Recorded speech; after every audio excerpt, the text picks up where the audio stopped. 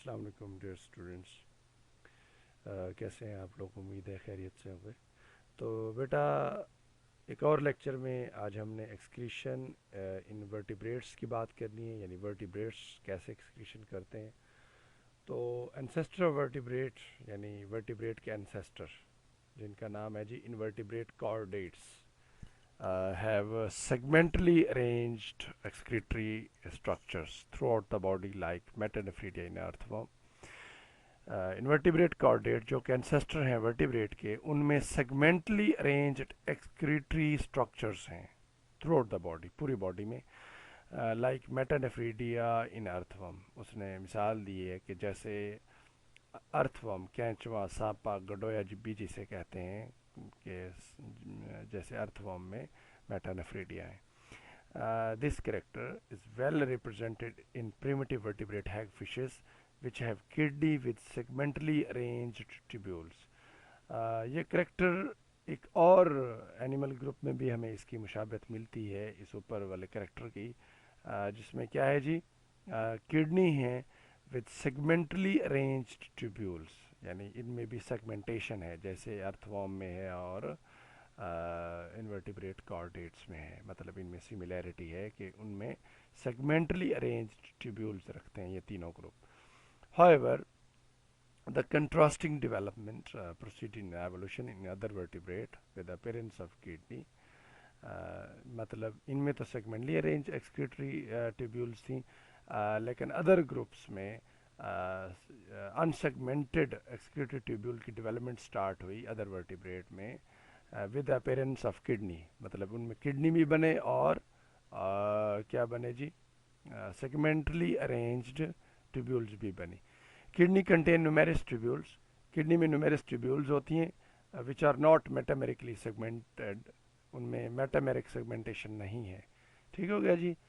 تو closely associated with the dense network of capillaries, kidney میں یہ جو ٹیبیولز ہیں ان کے اوپر dense network of capillaries لپٹا ہوتا ہے، مطلب ڈینس نیٹ ورک ہوتا ہے کیپلریز کا۔ تو basic structure in the kidney از نیفرون، تو کڈنی کا بیسک فنکشنل جو یونٹ ہے، اسٹرکچرل تو ہم نہیں کہہ سکتے کیونکہ کڈنی میں کافی ساری یونٹس ہیں، تو اسی لیے فنکشنل یونٹ ضرور کہہ سکتے ہیں۔ تو فنکشنل یونٹ آف کڈنی نیفرون ہے جی۔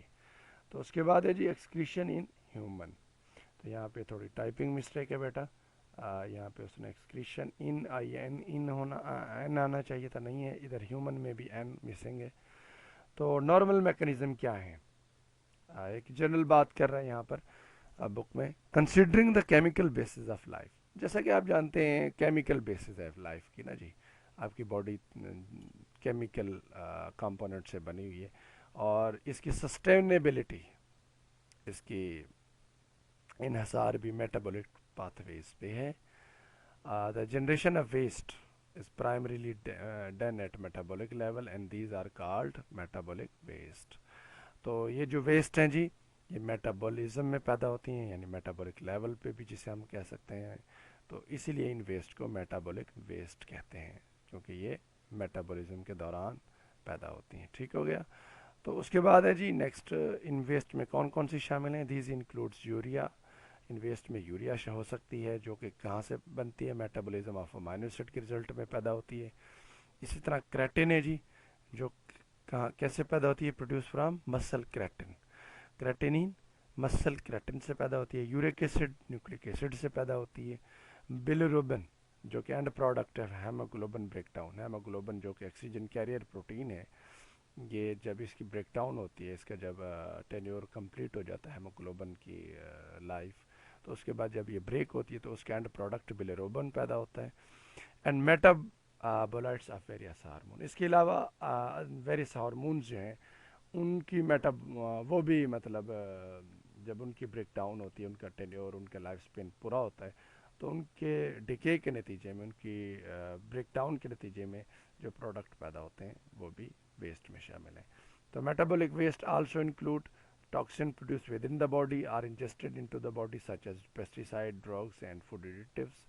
تو کیا خیال ہے جی، یہاں پہ ٹاکسن کی بات کر رہے ہیں، تو بیٹا ٹاکسنز جو ہوتے ہیں نا جی، یہ ٹاکسن ہماری باڈی کے اندر بھی پیدا ہوتے ہیں، مختلف بیکٹیریا، مختلف فنگس وغیرہ پیدا کرتے ہیں.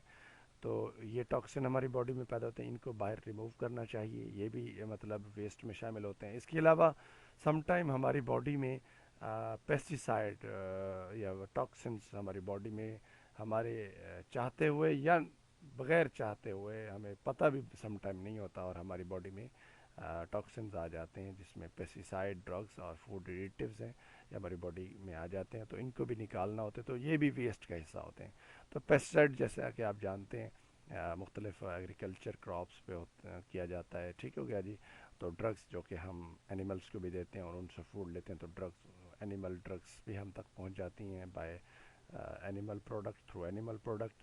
اس طرح فوڈ ایڈیٹیوز ہیں، ہم جو فوڈ وغیرہ کنزیوم کرتے ہیں، جو پریزرو فوڈ ہوتی ہے، بیوریجز ہیں، اس کے علاوہ مختلف قسم کے سالڈ فوڈ ہیں، اس کے علاوہ سافٹ فوڈ ہیں، ان میں بھی فوڈ ایڈیٹیو کا بکثرت استعمال کیا جاتا ہے. تو وہ فوڈ ایڈیٹیوز بھی ہماری باڈی میں شامل ہو جاتے ہیں. تو یہ فوڈ ایڈیٹیوز کو باڈی ریموو کرتی ہے. ٹھیک ہو گیا. تو یہ بھی ویسٹ میں شامل ہیں. تو اس کے علاوہ جی presence of waste in the body causes serious hazardous.